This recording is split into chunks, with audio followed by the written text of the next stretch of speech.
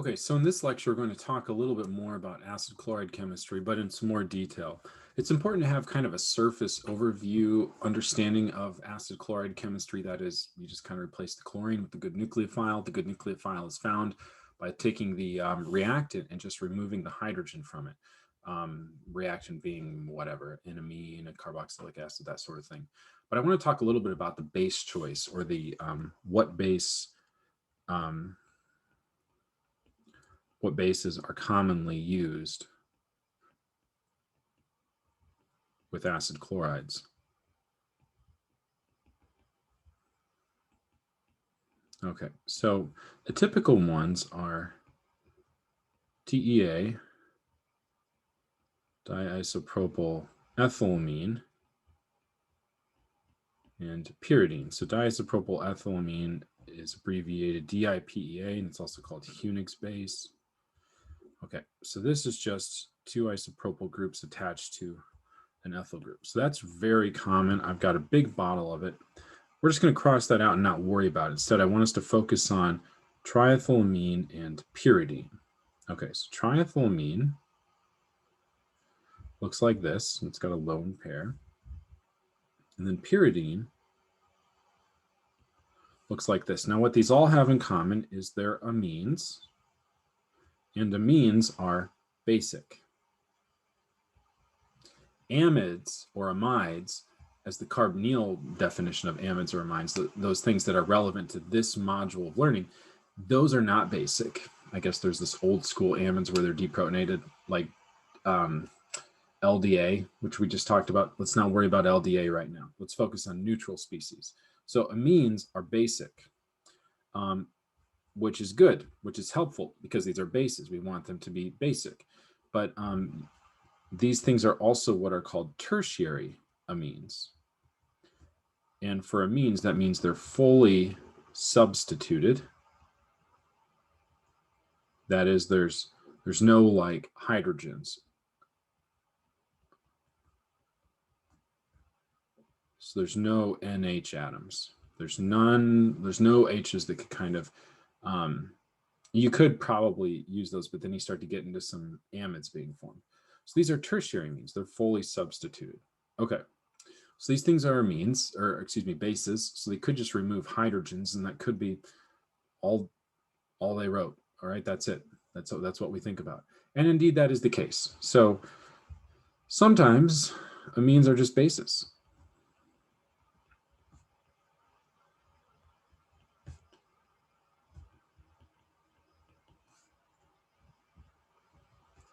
Sometimes they're just bases. Like, for example, if we take this acid chloride,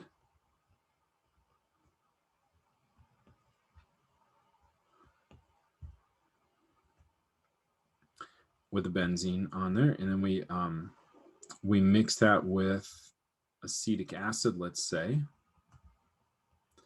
and we have some, in either of those bases, we could have triethylamine, or I'm going to abbreviate pyridine, PYR. Did I spell pyridine out for you? Yeah, I did. Okay.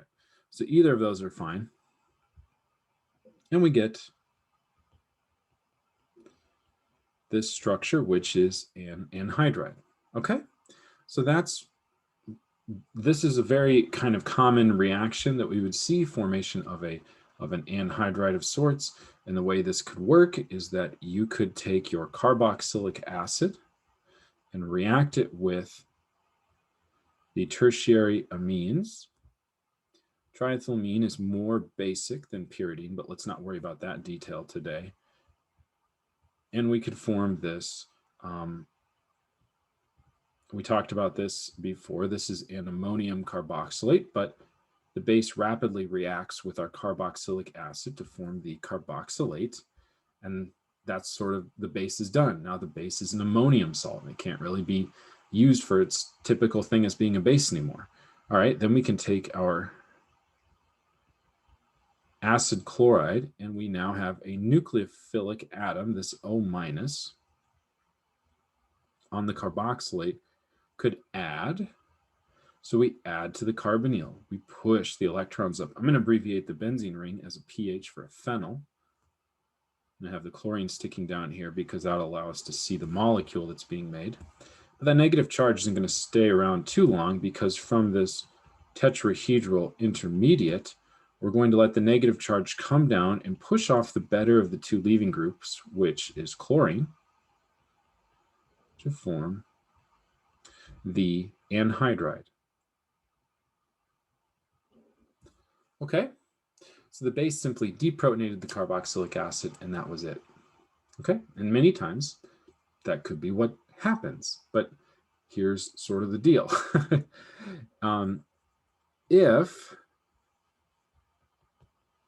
TEA and pyridine are not basic enough, the reactions still work. The reactions still work, even if they're not basic enough. What I'm saying is, let's imagine a scenario where we add a nucleophile that's not willing to give up its hydrogen to triethylamine or pyridine. Maybe that nucleophile needs a stronger base, something that's more able to pull off hydrogen atoms. A really good example is an alcohol. If we take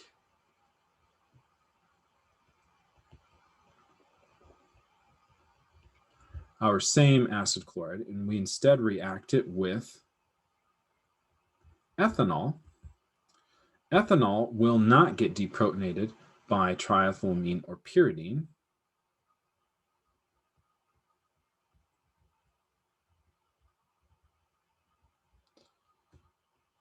So it's not acidic enough to react with triethylamine or pyridine, but we can still form this ester. It turns out we can form this ester without a base, but it's very slow reaction.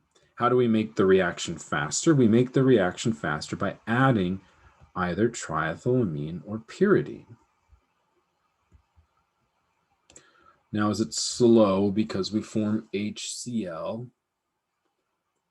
Maybe to an extent. Certainly helps to have something to mop up the HCl. But additionally, if we add some pyridine to this, we see a much faster reaction. And the reaction works exceedingly well. Super clean transformation. Okay, now again, what's not happening in the mechanism is this. What we're not seeing is we're not seeing the pyridine, which is not that strong of a base. It's strong enough to like soak up some HCl, of course, because HCl is a strong acid. But the pKa's don't work out for this deprotonation event to occur. That's what we call a bad pKa balance here. That is to say that all acid-base reactions are an equilibrium process, and this one would favor the starting materials because the alkoxide, the O-, is much more basic than that positively charged or than that neutral nitrogen. Okay, so this is not happening. So what is happening is that acid chlorides can interact with bases in two ways. Number one, they can form ammonium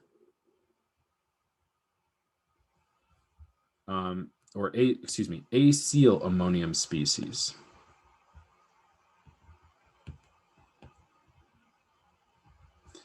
Acl ammonium intermediates, let's say. I'm going to write out intermediates just in case. Okay, we can make Acl ammonium intermediates. Now, what that looks like is kind of cool. So I'm going to pick on, I really like benzoyl chloride, a benzene on our acid chloride. I'm going to let that react with the pyridine. I'm going to draw the pyridine just so we don't have to roll molecules around. But here's pyridine, a benzene ring with a nitrogen in it. The lone pair is actually going to add to the carbonyl carbon.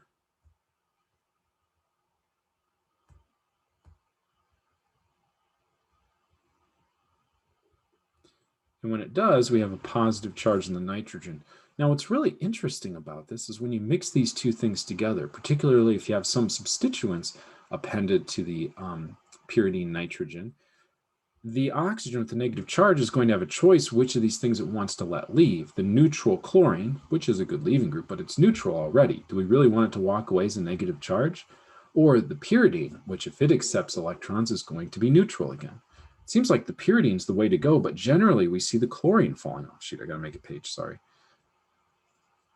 And when it falls off, we're going to have a new acyl species, and this is a positive charge on nitrogen countered by a chlorine on the negative, and this is an Acl ammonium. And I guess you could call it a salt. And it's a special type of ammonium. This is a pyridinium, and maybe some folks out there, maybe many folks, would rather I call this an acyl pyridinium, but I don't want to get too much verbiage here. Let's just accept that nitrogen with 4 things attached to it becomes an ammonium-like species. It also reminds us that this can actually happen too with triethylamine. The triethylamine one looks kind of interesting because it's got these like claws on it. Okay, so I'm going to draw the triethylamine like this. This always reminds me of the bad alien things like in the Matrix. I don't know why. Okay, so we're going to add to the carbonyl carbon again, push the electrons up onto the oxygen. Now I have this thing from my triethylamine appended, the positive charge on the nitrogen. We come down and we kick out chlorine.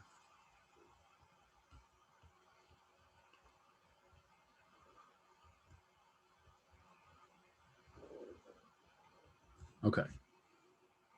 So we have this species now, and this is also an acyl ammonium species, and it looks a little bit more ammonium-like than this other word pyridinium, which means pyridine with a positive charge. This is also countered by a chlorine atom. Okay, so now what's cool about these two species is they are both electrophilic. So acyl ammonium species are highly electrophilic. And they can react with nucleophiles.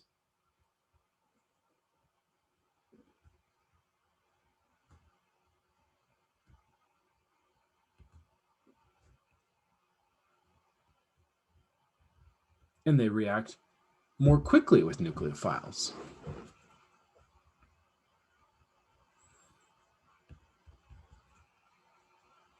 That is, now we could have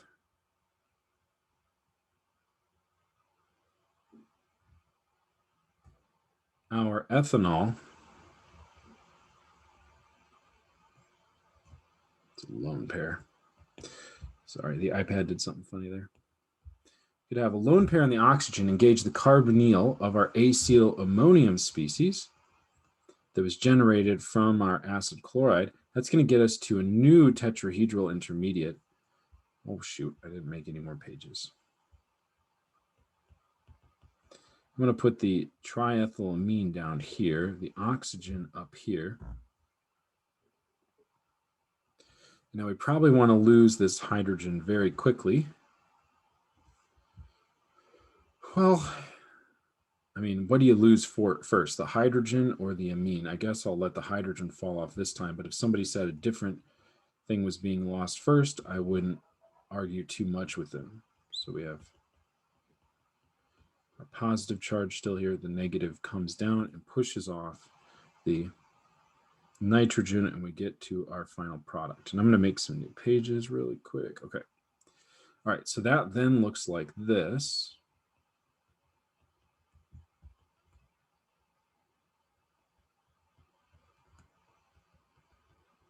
And the triethylamine probably just immediately engages the H plus to deal with that. But here's our product now. So in effect, under these conditions, the pyridine and the triethylamine are a catalyst.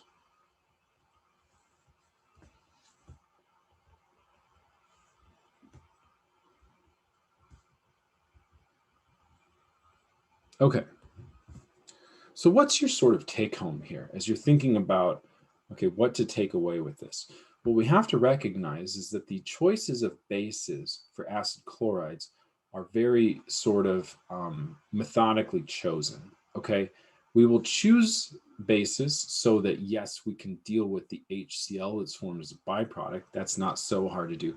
But we also choose bases so that we can get an opportunity for this catalyzed event. In the case that a proton transfer is too slow, we can use pyridine then to be a catalyst for a reaction by making this Acl ammonium salt, which reacts more quickly with nucleophiles, is more quickly substituted, okay? So pyridine, if it can, it will just serve as a clean base, remove a hydrogen, make a good nucleophilic atom. But pyridine's not that basic, and some of these nucleophiles are not that acidic. We especially see that in the case when amines, not tertiary amines like we've seen with pyridine and triethylamine, are the bases. So we use this as either a catalyst or a base. It has this kind of dual opportunity. So your take home here is to try to recognize that the choice of pyridine is really important. Now, pyridine has this name pyridine because it has a putrid smell to it. It smells awful. So, people don't love working with it. But gosh, those reactions when you use pyridine are super clean. Actually, triethylamine can be a bit of an issue. So triethylamine, pyridine is typically better. And you can actually get better, more catalytic pyridines by adding some electron donating groups attached to them. So triethylamine can cause some issues, it turns out.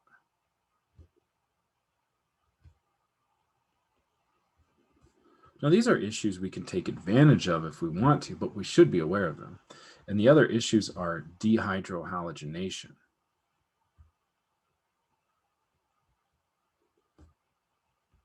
Okay, that looks like a mouthful, but we've seen this word before. So hydrohalogenation, that just means HX. And the DE means loss of. So we're going to lose HX. Now, it turns out that triethylamine can cause these issues because it's starting to tear a little bit towards being pretty basic, okay? Because it's pretty basic. Okay, it turns out that this is less of an issue with pyridine. Okay, so what am I talking about? Well, I was very careful in my choice of my acid chloride before. I chose benzoyl chloride a lot. Benzoyl chloride doesn't have this issue that I'm about to explain because it has no alpha hydrogen atoms. What if we instead use the much more common acetyl chloride? Well, benzoyl chloride is pretty common, but let's use acetyl chloride, okay? Acetyl chloride smells awful, volatile, super lacrimolar, kind of annoying to work with because as soon as it engages water, it's going to start to smell like it's going to go from the terrible acid chloride smell to the terrible vinegar smell pretty quick. Anyway, if we react this with triethylamine, the triethylamine is going to see the alpha hydrogen. Now, we talked about how acidity can be influenced by electron withdrawing groups, right? Okay. So chlorine being electron withdrawing group is going to make that alpha position more acidic than you would expect, and the triethylamine is going to recognize that and deprotonate it. Now, when it deprotonates it, this might be more of an E2 reaction, but I'll draw it as an E1CB, where we actually see an anionic intermediate. Okay, so the triethylamines remove the hydrogen, push the electrons in the alpha position. We can go ahead and consider this in full-blown enolate if we want to. That's just a resonance depiction. Now, what we get with this full-blown enolate is we can actually let the negative charge come down and kick off the good leaving group that is chlorine. That's going to give us a linear structure because we have an sp hybridized carbon. And this is called a ketene. A ketene. It's a ketone alkene if you look at it and squint. But this is a ketene. We have an sp carbon, so that's linear. That's why it's drawn this way. So dehydrohalogenation, what that does is we deprotonate the alpha position, and then we eliminate the chlorine, as we do in any sort of addition elimination reaction. We eliminate the chlorine. So the Cl- is gone, and the H is gone. There is our hydrohalogenation event, dehydrohalogenation. So we lose the alpha position, we lose our halide,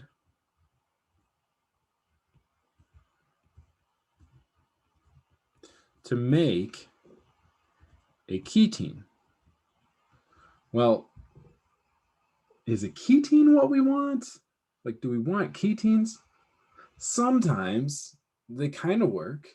Well, they work a lot of, let me give them some credit. Ketenes work a lot of the time. And what do I mean by work? Ketenes are highly electrophilic.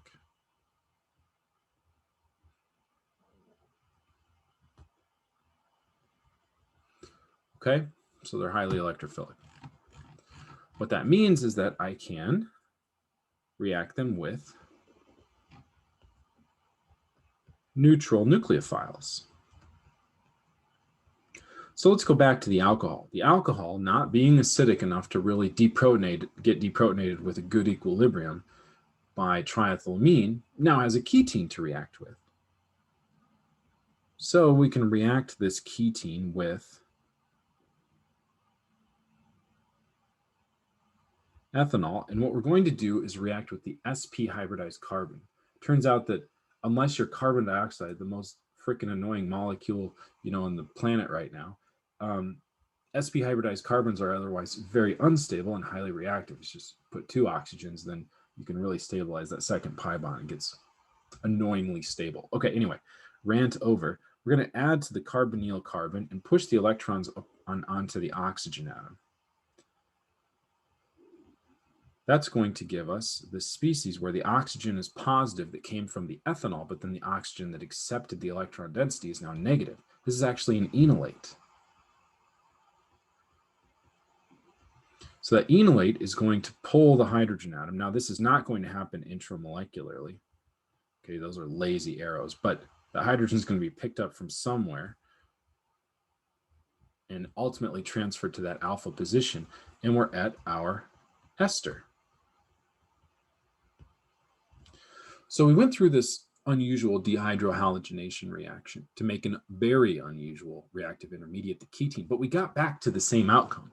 Okay, so this is again the desired product in the reaction of acetyl chloride with ethanol. Okay, this is basically me saying, let's do this reaction. And I use triethylamine as a base to mop up the HCl that's being formed. Well, the HCl it gets is not like the hydrogen from the ethanol, and the it could be whatever. The hydrogen it picks off originally is actually the alpha hydrogen. If you do some deuterium labeling, you can see some scrambling occurring here.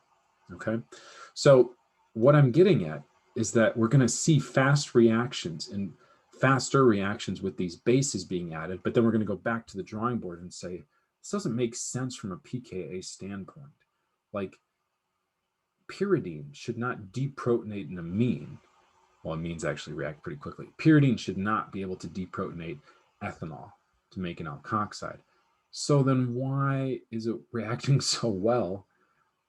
Why is this reaction happening so quickly? And that's because you can involve either an Acl ammonium species if you don't have any alpha hydrogens, or a ketene if you do have alpha hydrogens. So alpha H atoms present, you're going to make ketenes.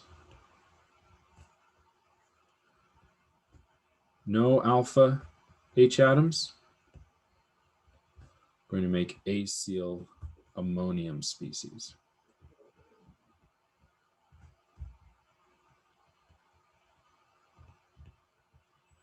Okay, so kind of 2 ways of thinking about the reactions of acid chlorides.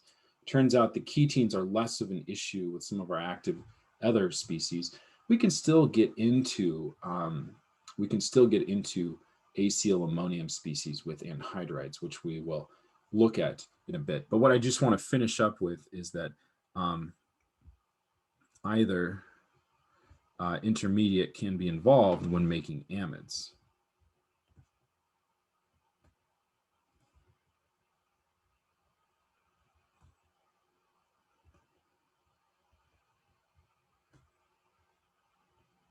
Okay, So you can make either amide when you're either intermediate when you're making amides. So if you have an acid chloride, it doesn't really matter what the R group is.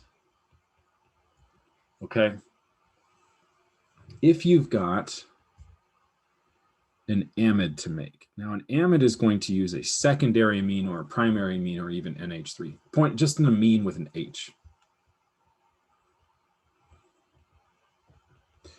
So we're going to react this with base. Usually we use triethylamine in this case. Usually we use triethylamine. Let's just write triethylamine. Base is going to be triethylamine. Okay. The outcome here is that we're going to replace the chlorine with the N with two R groups. And we're going to make an amide or an amide, as some would say. Now, the way this mechanism works is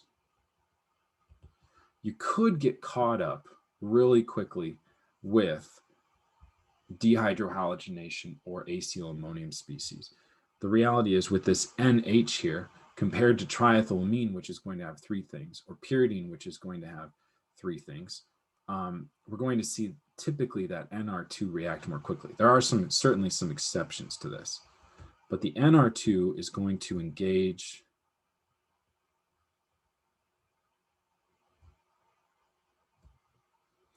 the carbonyl oxygen in an addition event,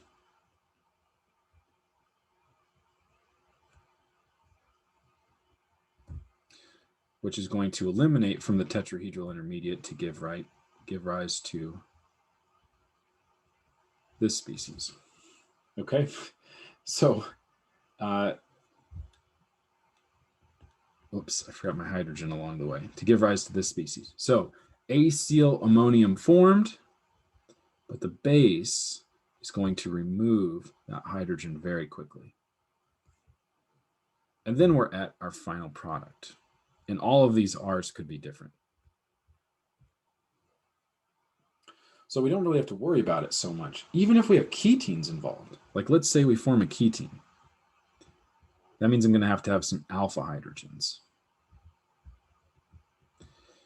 Well, is it the NR2 or the base that does the dehydrohalogenation? I don't know. Let's just pick, because it doesn't matter. I don't know because it doesn't matter. Okay, let's go ahead and dehydrohalogenate. Sure. Okay. If we dehydrohalogenate, we're going to get to this intermediate,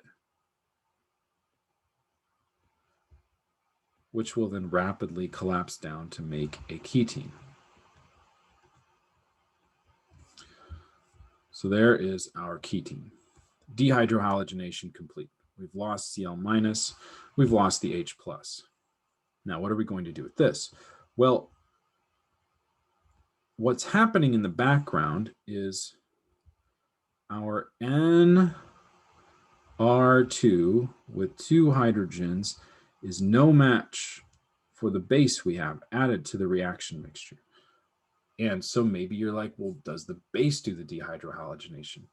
And the answer is it's probably, both reactions are probably happening so quick. Maybe it is just the base that's doing it. But if it's not the base, if it's our reactant that's doing the dehydrohalogenation, that's pulling off the hydrogen atom that we have to deal with, the base is just going to strip that away. We choose triethylamine for the reason that it's typically more basic than most protonated amines. So if a hydrogen has to be on an amine, it would prefer triethylamine more so than pyridine, which is why we usually don't use pyridine with amine substrates, but we can. We have a lot of flexibility. Acid chlorides usually work all the time. Well, anyway, what happens next? All right, we're back to our starting material. And our starting material is like, well, I would have been happy with the acid chloride, but if the ketene's here, I'll react with the ketene. It's going to add. Then this molecule is going to be like, I'm an enolate, and all you've got is this one lonely H atom on this nitrogen. I'll take that. Now it'll probably do so by grabbing an H plus from a separate molecule, then having a base come and pick off that hydrogen. It's hard to just transfer even hydrogens through a 4-atom transition state, but this gives us right to our amide product without having an enolate. So the hydrogen on the nitrogen is going to fall off, and the enolate is going to very quickly grab a hydrogen atom that's floating around. And there's our product. So with amines, we really have a lot of options. It's kind of the alcohols that are the troublesome ones because the bases and the pKa's don't really match. So we have to consider these alternative intermediates to explain the rate enhancement that we see when a base is being added. Okay, that's enough about acid chlorides. I think it's time to move into the next reactive intermediate, which is the carboxylic acid anhydride, and that'll be for next time. So until then, we'll see you later.